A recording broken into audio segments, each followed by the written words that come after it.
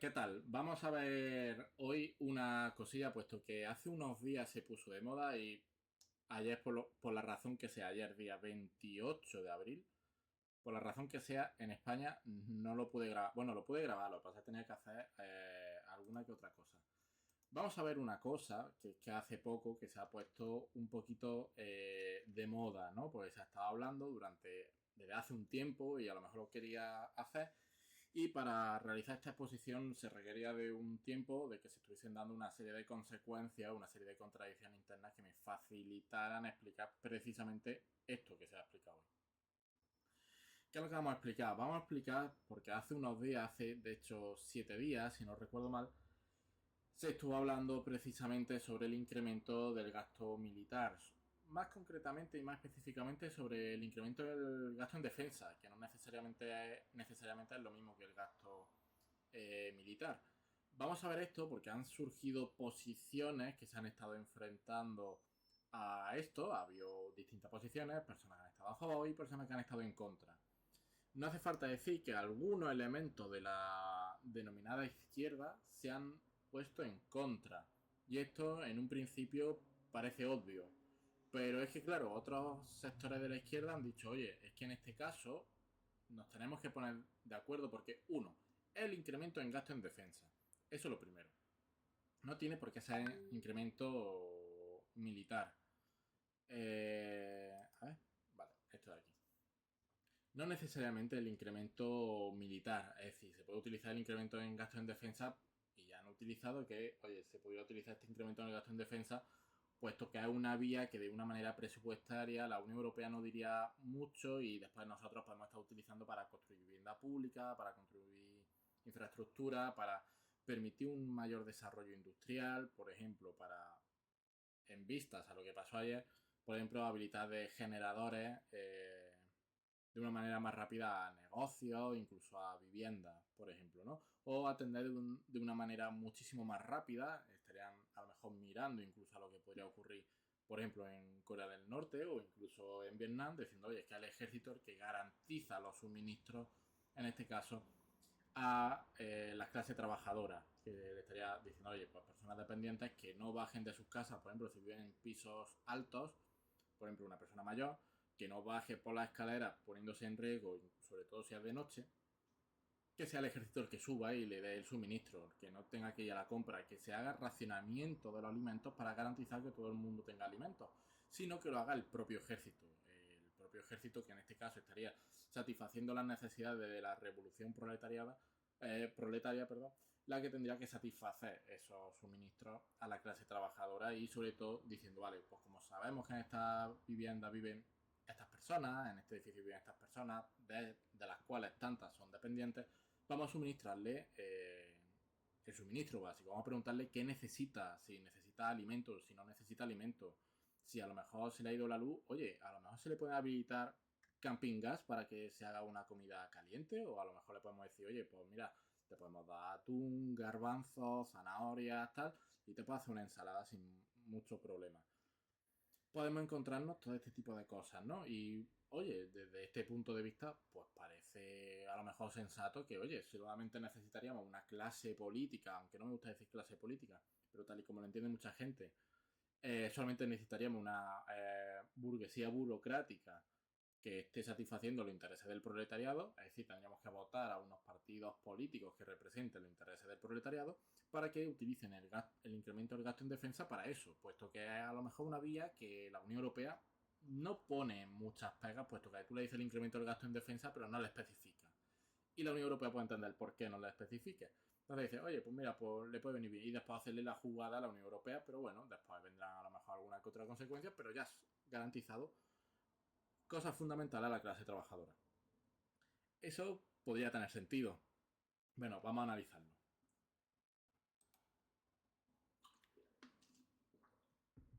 Vamos a analizarlo y vamos a ver sobre el incremento en el gasto militar. Y es que una de las primeras cosas que tenemos que entender es cómo vamos a realizar este análisis. Este análisis lo vamos a realizar desde la posición marxista y esto implica realizar un análisis dialéctico de la realidad vivida o de la realidad concreta o la realidad inmediata. Lo que pasa es que con la realidad inmediata podría haber un problema. Podríamos ser víctima de esa propia realidad inmediata, de esas cosas cómo van tan rápido, ¿no? Como en este caso, creo que esto fue de la semana pasada, podríamos decir, oye, pues lo que me ha dicho este grupo de izquierda a mí me cuadra y yo que me considero marxista, yo quiero satisfacer los intereses del proletariado. Y nos podría cuadrar. Pero es que también nos podría cuadrar el rechazo al incremento del gasto en defensa, puesto que sabríamos cómo lo va a utilizar un Estado burgués. Entonces, tenemos que realizar el análisis de una forma dialéctica. ¿Y esta forma dialéctica qué es? Pues la dialéctica esencialmente es contradicción. Si observamos por un lado, vamos a ver lo que se dice en dialéctica, cantidad y cualidad. Vamos a ver en este caso lo que nos decía Engels, en este caso. Dice, es el fragmento que está arriba a la derecha. Mientras contemplamos las cosas en reposo y como carentes de vida, cada una para sí, y una al lado de otra o las otras la otra. Nos tropezamos ciertamente con ninguna contradicción en ella. Es decir, cuando vemos algo que está quieto o inmóvil, no hay contradicción. Esto ya no está diciendo una cosa y nos está dando una pista. El movimiento va a ser contradicción, que es justamente lo que nos dice posteriormente. Encontramos ciertas propiedades en partes comunes, en partes diversas y hasta contradictorias, pero en este caso repartida entre cosas distintas y sin contener por tanto ninguna contradicción. En la medida en que no se extienda este campo de consideración, nos basta consiguientemente con el común modo metafísico de pensar. Pero todo cambia completamente en cuanto consideramos las cosas en su movimiento, su transformación, su vida y sus recíprocas interacciones. Entonces tropezamos inmediatamente con contradicciones. El mismo movimiento es una contradicción. Ya el simple cambio mecánico de lugar no puede realizarse sino porque un cuerpo en un solo y mismo momento del tiempo se encuentra en un lugar y en otro está y no está en un mismo lugar. Es decir, para Engels y para todo el marxismo, siempre que haya movimiento hay contradicción. De lo contrario sería tener una actitud estática y por lo tanto dogmática, puesto que todo absolutamente cambia. De hecho, podemos ver cómo cambia la generación eléctrica, dado lo que ocurrió ayer en España, o en la península, mejor dicho, puesto que Portugal también se vio afectada. Pero es que también vemos simplemente en el aire acondicionado de un coche como un gas de refrigeración puede pasar a líquido, que es lo que está ocurriendo aquí.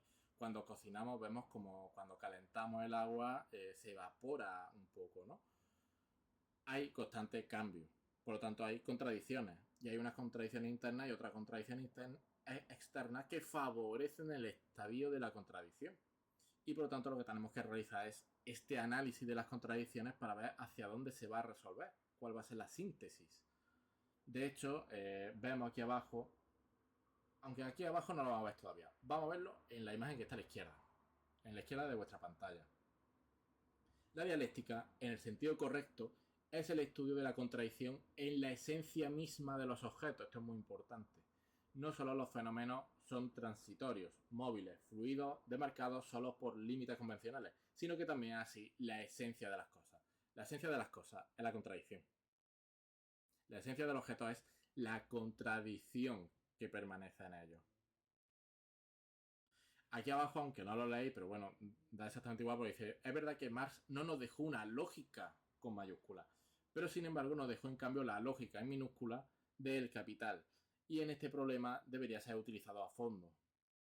En el Capital Marx aplicó una sola ciencia, la lógica, la dialéctica y la teoría del conocimiento del materialismo. Es la dialéctica la que nos va a dar un método, en este caso el método de análisis o incluso el método de exposición. Entonces estamos en contradicción. Esta contradicción significa unidad y lucha de contrarios. Pero aquí Lenin también nos especifica una cosa.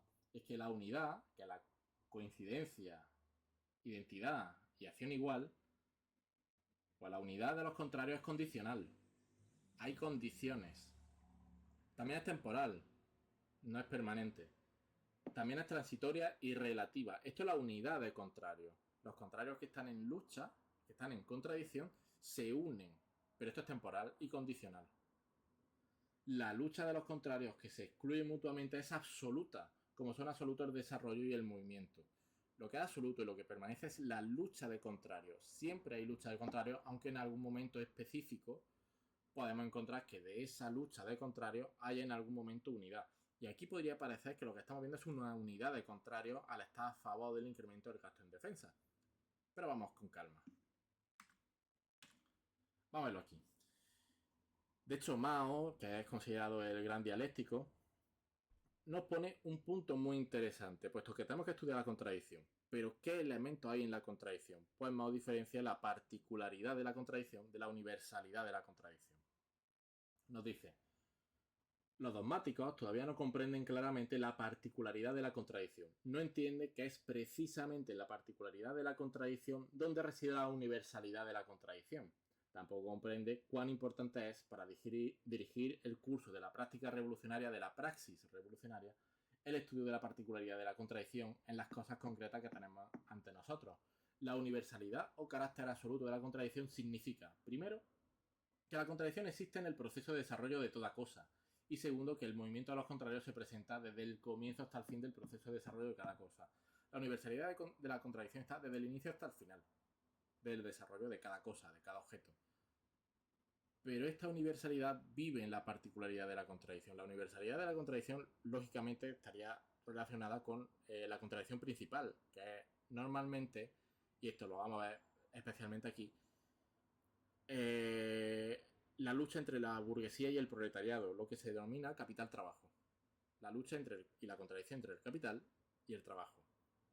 Esa es la universalidad de la contradicción, pero ¿cuál es la particularidad? Esta universalidad vive en la particularidad, en esa lucha de clases, en esos movimientos de las masas obreras y campesinas, de las estrategias que utiliza la burguesía para adormecer al proletariado y que el proletariado momentáneamente, en una unidad de contrarios temporal y condicional, esté defendiendo los intereses del capital de una u otra forma, aunque el proletariado considere que en esas luchas, normalmente luchas sindicales, estén satisfaciendo sus propios intereses, cuando en realidad lo que está haciendo es eternizar el capital.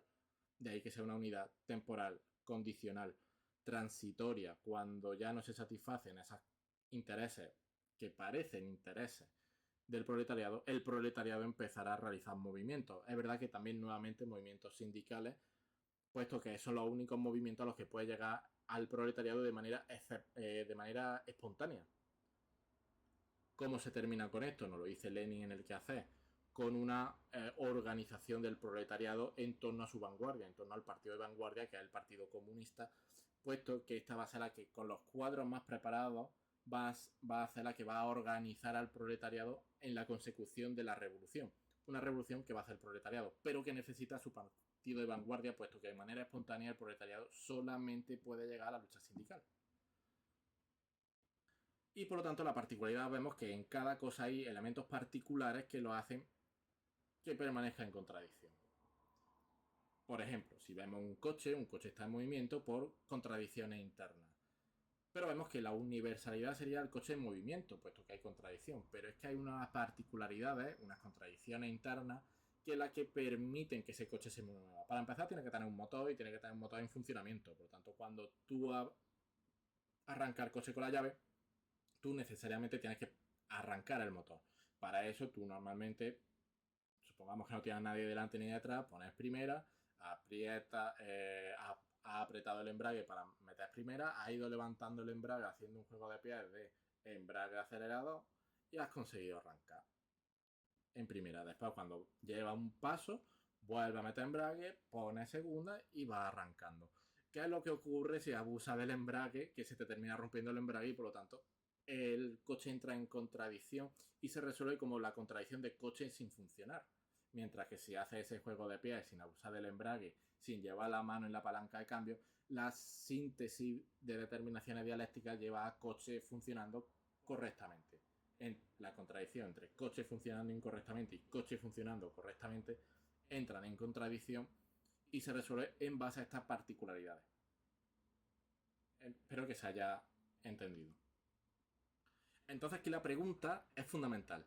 En este incremento del gasto en defensa, ¿es un elemento de la contradicción capital-trabajo? Es decir, ¿hay intereses del proletariado en el incremento del gasto en defensa? Al igual que sería el rechazo, por consiguiente, el rechazo del incremento del gasto en defensa un interés del proletariado. Pues aquí tenemos que responder radicalmente, independientemente de qué preguntemos, si ya sea oye, ¿satisface los intereses del proletariado el incremento del gasto en defensa? O, oye, ¿satisface los intereses del proletariado el no incremento del gasto en defensa? Independientemente de qué pregunta hagamos, la respuesta es la misma. No. No hay intereses del proletariado aquí metidos. ¿Por qué? Porque tenemos que ir a la particularidad de la contradicción. La particularidad de la contradicción va a ser la sociedad española o europea, puesto que aquí hay un contexto europeo, que esté polarizada. Propaganda, miedo, fortalecimiento de la burguesía nacional. Esto es muy importante, sobre todo lo del fortalecimiento de la burguesía nacional, no entendámosla solamente como la española, sino también como la europea. Guerra de aranceles. Donald Trump implanta aranceles a España y a la Unión Europea. La Unión Europea reacciona.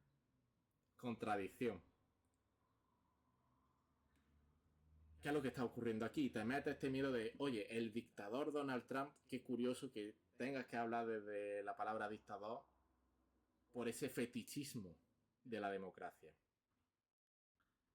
Nos está poniendo aranceles, lo cual a nuestras empresas nacionales, españolas y europeas se van a ver afectadas, puesto que no se van a comprar, no se van a validar las mercancías, no se van a validar en el mercado estadounidense estas mercancías.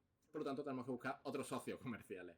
En ningún momento se ha negado esta lógica mercantil de ni esta producción mercantil. De hecho, fijaos lo que nos dice el presidente Pedro Sánchez. Sánchez defiende aumentar el gasto en defensa.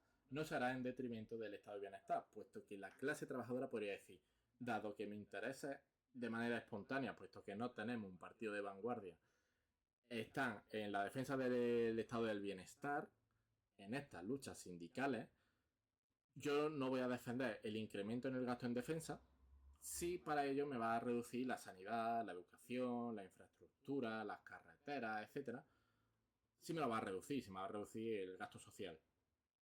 Si el presidente dice esto no va en detrimento y podemos decir, oye, pero es que este es el gobierno más progresista de la historia. Vamos a decir, oye, pues vamos a apoyarlo, porque lo que está ocurriendo es que sí, mira, Donald Trump, Estados Unidos, la gran burguesía financiera, sí, tenemos que oponernos a ellos. Para eso tenemos que fortalecernos nosotros. Porque de hecho, cuando te dicen que se va a gastar, ¿ves? Se ve que hay equipamiento, mejoras laborales y más efectivos. Telecomunicaciones y ciberseguridad. Defensa y disuasión, que tenemos un 19%, no es el elemento mayoritario. Emergencia y desastres naturales, más o menos lo mismo que en defensa y disuasión. Disuasión. Y emisiones en el exterior un 3%. Es decir, que parece que este gasto en defensa no va a ser para una guerra de rapiña imperialista en otro país. Entonces, pues, aparentemente a la clase trabajadora puede decir, bueno, si este equipamiento se lo está vendiendo a la Unión Europea, pero para, por ejemplo, fortalecer nuestra infraestructura pública, por ejemplo, en los hospitales y en la escuela, pues no me parece mal. Y es que aquí vemos alguna encuesta, creo que era una encuesta de la Sexta, sí, del barómetro de la Sexta, dice que el 85% de los españoles está de acuerdo frente a un 15% que se opone en el incremento del gasto en defensa. Los votantes del PP y PSOE están de acuerdo. Incluso los seguidores de Sumar, lo que parecería que se están defendiendo los intereses del proletariado, el 54% está a favor.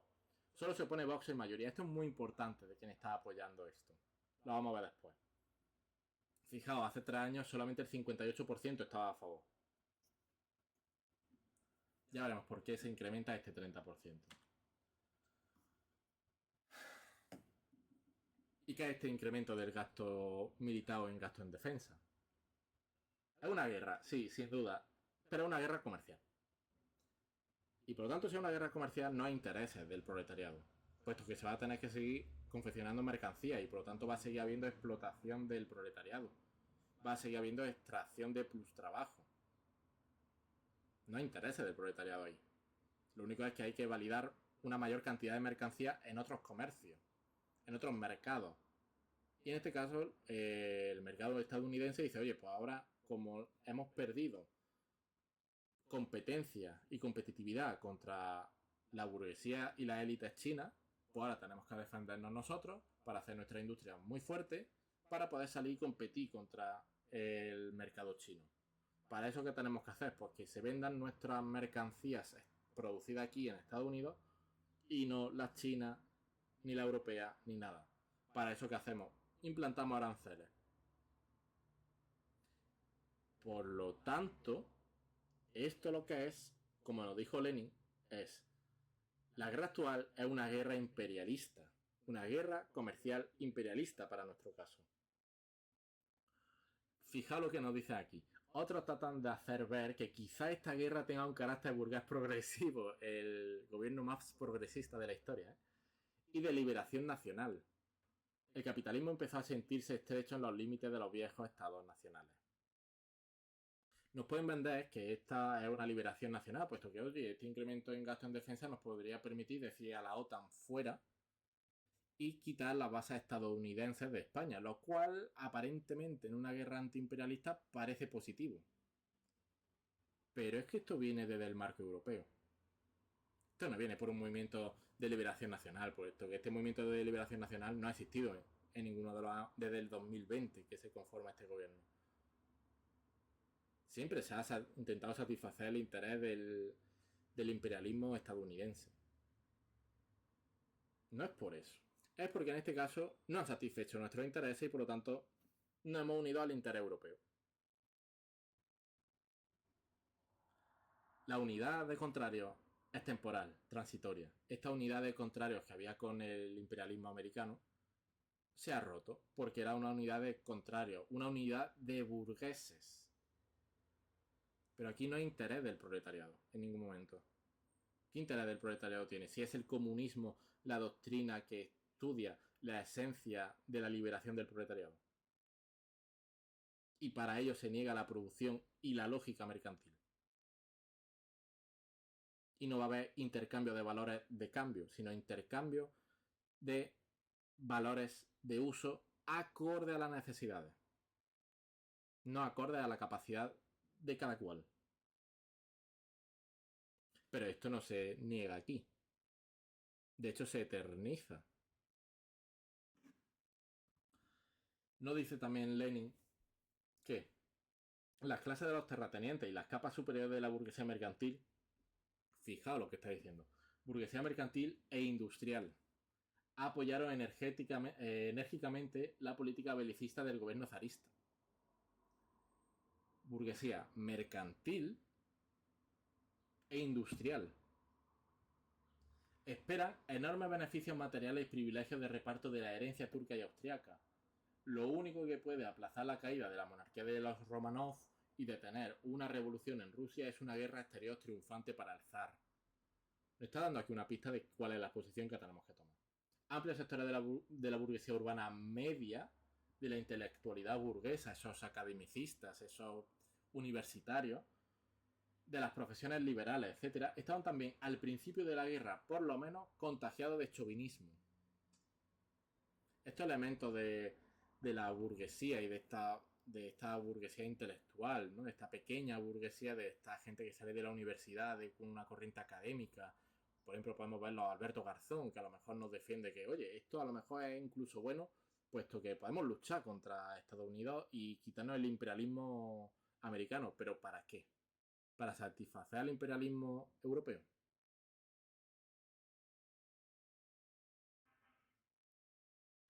En el dominio de la política exterior, los demócratas constitucionalistas hacen ya tiempo que son un partido gubernamental. Me hace mucha gracia cuando escuchan muchas veces al Partido Comunista de España diciendo ojalá al menos se cumpliese la Constitución española. La Constitución española surge en el seno de lo que surge. Para terminar con los movimientos obreros campesinos. Para evitar una revolución. No hay nada de progresista en esa Constitución.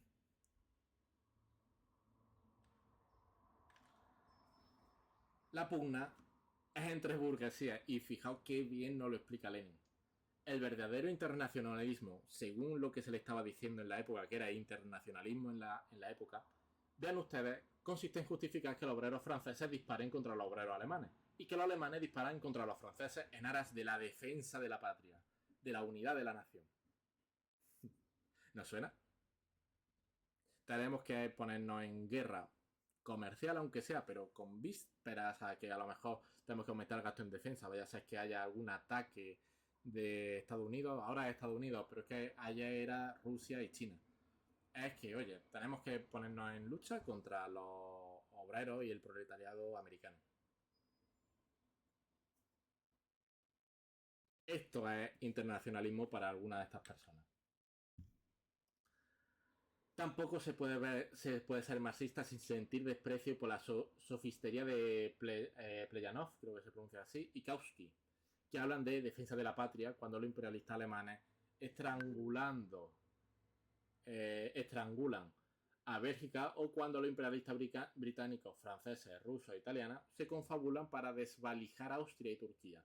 Otra teoría marxista del socialchauvinismo, fijaos los términos que está utilizando, es que el socialismo se basa, fijaos lo que va a criticar, el socialismo se basa en el rápido desarrollo del capitalismo. El triunfo de mi país acelerará el desarrollo del capitalismo en él y por consiguiente el advenimiento del socialismo. La derrota de mi país frenará su desarrollo económico y por consiguiente el advenimiento del socialismo. Esta teoría estrubista es sustentada en nuestro país por Plejanov y entre los alemanes por Lenz y demás. Kautsky polemiza con esta teoría vulgar. Llama teoría vulgar. No tenemos por qué dedicar mucho tiempo, esto ya no lo pone abajo, en dedicar mucho tiempo al análisis de esta teoría vulgar.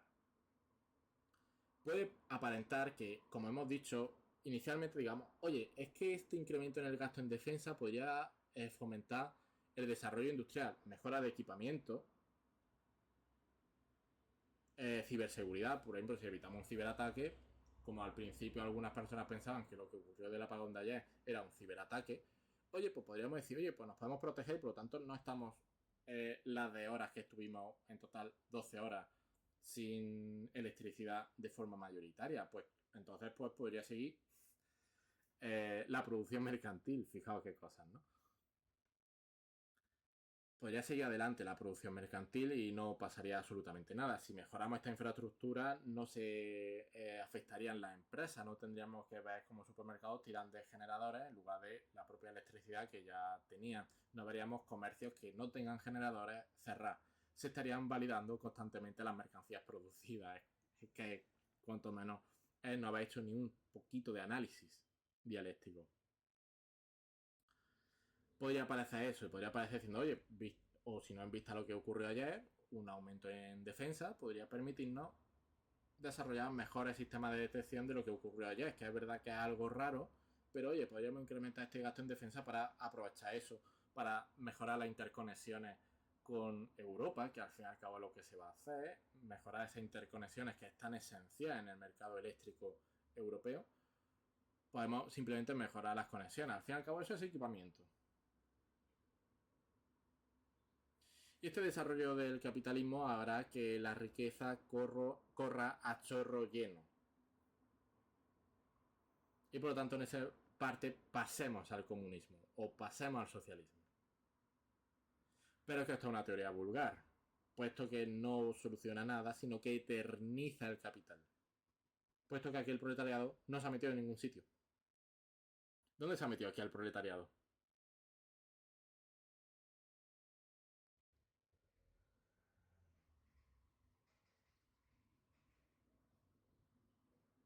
¿En qué beneficia al proletariado que la burguesía europea entre en contradicción con la burguesía americana? Y es que aquí lo vamos a ver. La pugna es entre burguesías, pero ¿cuáles? Puesto que hay varias. Pues la gran burguesía industrial, compradora y burocrática. La compradora, puesto que es esa que tiene que exportar sus mercancías y se encuentra que en el mercado americano le han puesto un arancel y por lo tanto no la va a validar, no la va a validar de igual forma. Por lo tanto dice, oye, pues yo quiero seguir validando en el mercado americano. Si no hay opción, pues tengo que tirar otra vía. Pero es que ya siempre había establecido la misma ruta, que me sale mucho más barata, puesto que ya la conozco muy bien, el exportarla a América, a Estados Unidos. Pero es que ahora si no, pues tenemos que hacer otra cosa. Tendremos que vencer a la gran burguesía estadounidense. Ya estoy dando pistas de que va a aparecer aquí. Y podríamos decir, oye, pues simplemente que se sustituyan caras. El problema es Donald Trump, que es un dictador. Pongamos a otro, que a lo mejor sea un poco títere de los intereses europeos. La gran burguesía industrial, lógicamente, la gran burguesía industrial confecciona mercancía, hace una manufactura para que después otros burgueses o ellos mismos las terminen validando en otros mercados. Y la gran burguesía burocrática, puesto que para la parte industrial se requiere de un gran gasto industrial. Y de ahí viene el Estado burgués, que va a hacer que no tenga ningún tipo de problema. Darán todo tipo de ayuda para afrontar este gasto.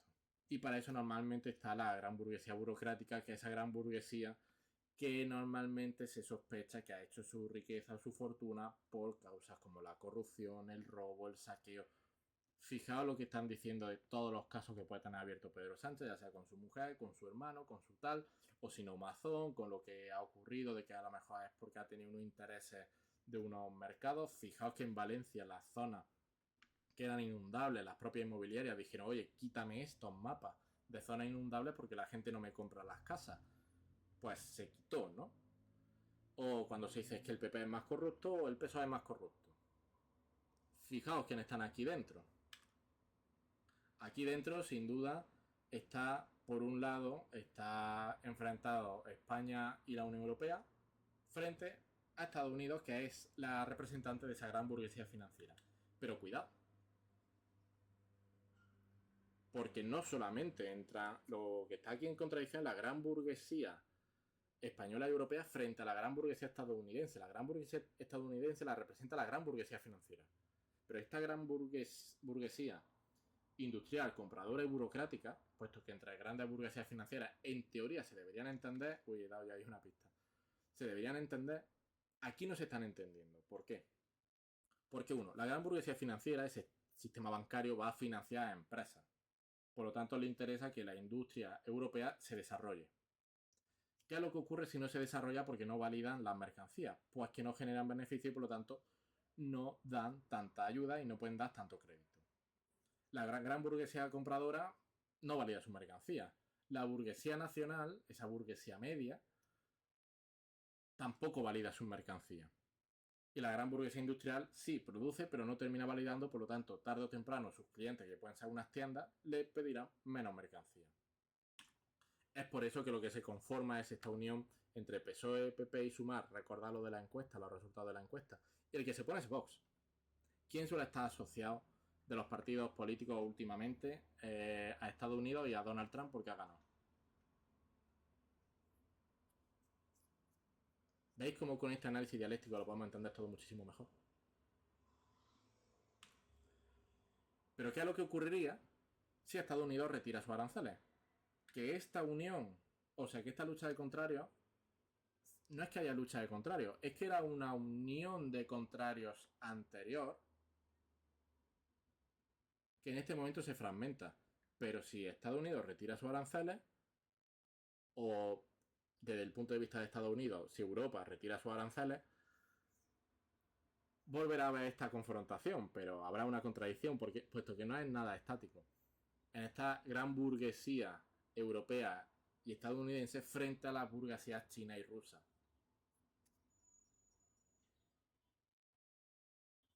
¿Dónde está el proletariado aquí?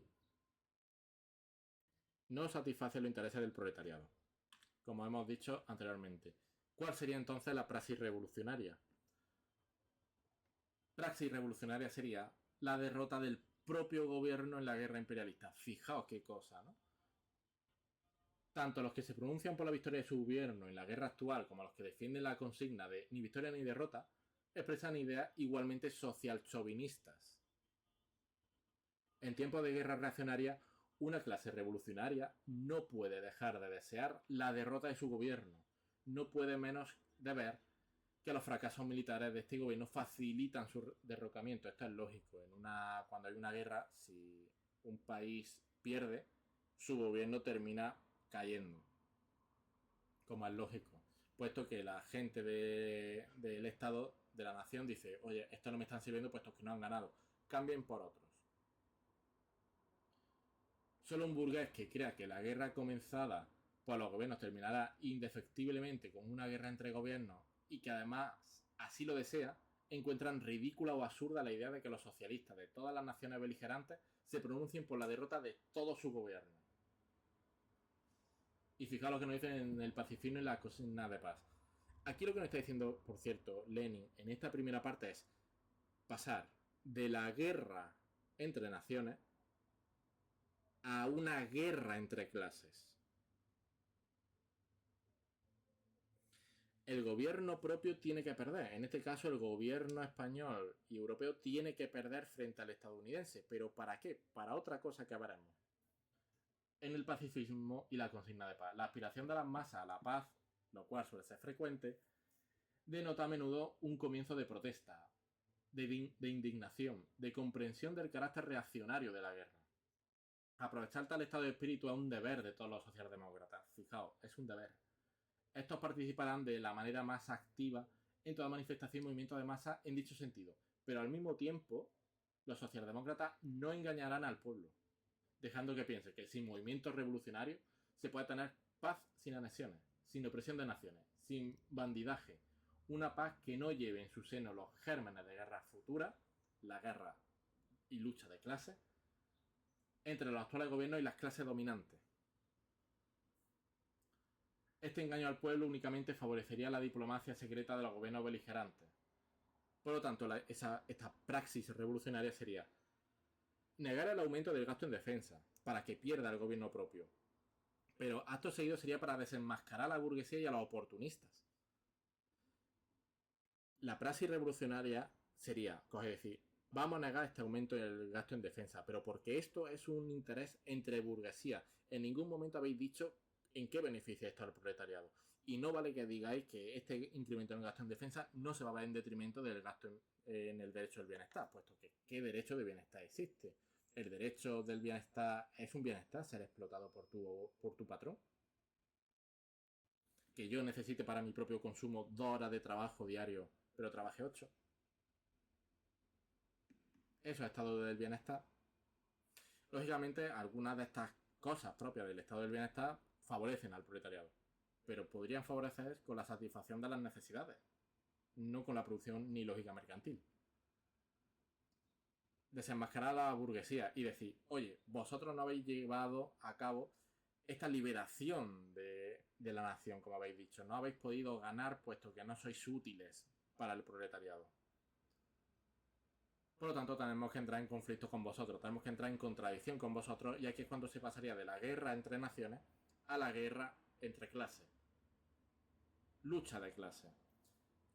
La idea, lógicamente, sería que el proletariado salga victorioso de esta lucha de clases y, por lo tanto, pasar al siguiente punto: soberanía popular libre de todo imperialismo. Y en ese momento es cuando tú dices fuera al imperialismo americano y al europeo.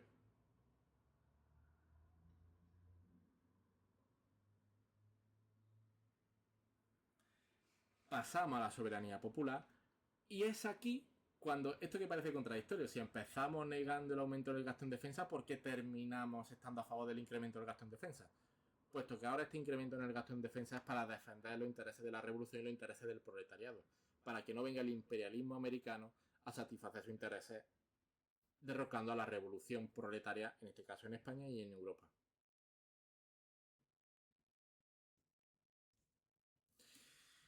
Y sería en este momento donde, en este momento inicial, que no necesariamente tiene por qué ser socialismo, cuidado, se empieza a terminar con la burguesía, para que podamos pasar al socialismo, con las características que eso tiene, que ya lo explicaremos. Y este incremento del gasto en defensa no es por gusto, simplemente, o no es por metafísica, es simplemente para satisfacer los intereses de la revolución, para hacer permanecer una revolución que puede estar por venir, puesto que esto necesariamente, si hemos dicho que sería de la guerra entre naciones a la guerra entre clases, y que de aquí saldría victorioso el proletariado, pues estaríamos diciendo que se habría instaurado la dictadura del proletariado, que no necesariamente es socialismo tampoco. Cuidado con eso y no confundamos términos. Pero para hacer perdurar esta llama de la revolución.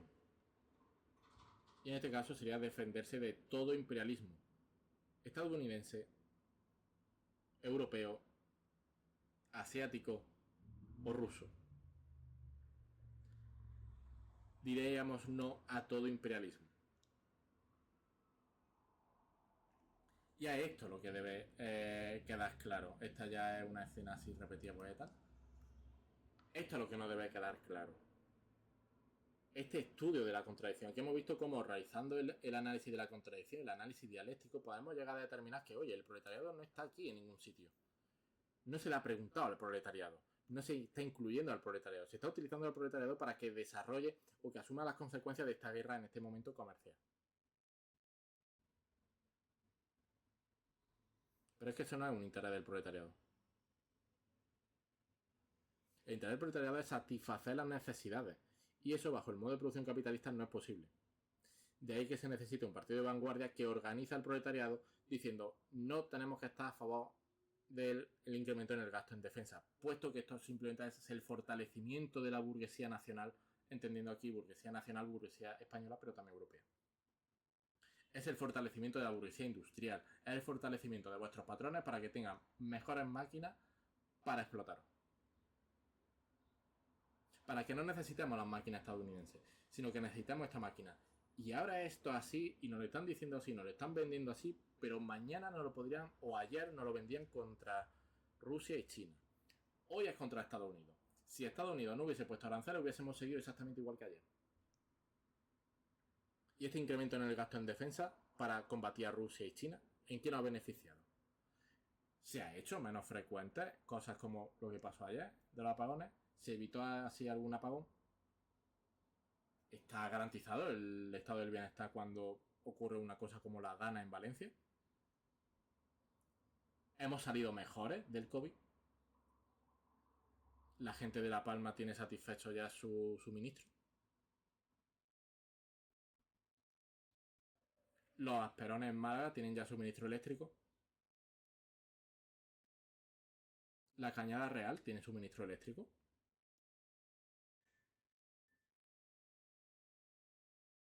Y este incremento en el gasto en defensa para defender el estado del bienestar, pero en esas regiones se sigue sin electricidad y ya vimos ya lo que es estar sin electricidad 12 horas.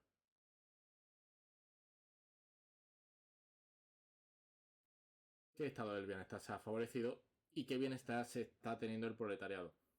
El bienestar de no ser sometido al látigo, sino a una hoja de Excel. Pues este es el análisis que tenemos que hacer de todo proceso que veamos. También lo vamos a hacer sobre lo que ocurre sobre el apagón. Y en este caso lo vamos a ver. Puesto que el problema del apagón no es tan grave como muchas veces se ha plasmado o se estuvo plasmando ayer, sino que hay otra cosa de fondo que es la verdaderamente grave y que puede pasar desapercibida. Y de hecho la gran burguesía va a querer hacer ver que el gran problema es un apagón de incompetencia de uno o de otro. Siempre nos van a estar poniendo cara. Cuando nos están poniendo cara de Pedro Sánchez, Feijóo, Estados Unidos, Donald Trump, tal, aquí hay alguna trampa que tenemos que hacer ver que no están en los intereses del proletariado de por medio. Puesto que la democracia no es absoluta. Democracia, al igual que libertad, ¿para qué? ¿Y para quién? Eso es lo que se tiene que preguntar en todo momento un marxista. Así que no me alargo más, en gran parte porque me tengo que ir. Pues se tienen que satisfacer las contradicciones internas de mi coche, que ahora mismo no funciona del todo bien el aire. Así que vamos a verlo. Me voy a terminar de preparar algunas cosas, pues lógicamente lo estoy haciendo esto un día después, todavía hay datos, pero no suficientes. Siempre, lógicamente, cuando se ve este tipo de cosas, esperarse algunos días, puesto que siempre sale cosas nuevas. Entonces, pues eso, me esperaré unos días y tal. Esto, tal y como está así, lo voy a coger, voy a terminar de grabar y lo voy a subir. Son 43 minutos, pero bueno. Se entendía que había que sacar cosillas y cuál debería ser la postura marxista de este gasto en defensa. Se nos dirán, oye, sois contradictorios, estáis en contra del incremento del gasto en defensa, pero después estáis a favor, cuando beneficia a vosotros. Sí. Es que la vida, todo proceso, es contradicción. Nosotros la analizamos y la hacemos para que satisfaga los intereses del proletariado. Ya está.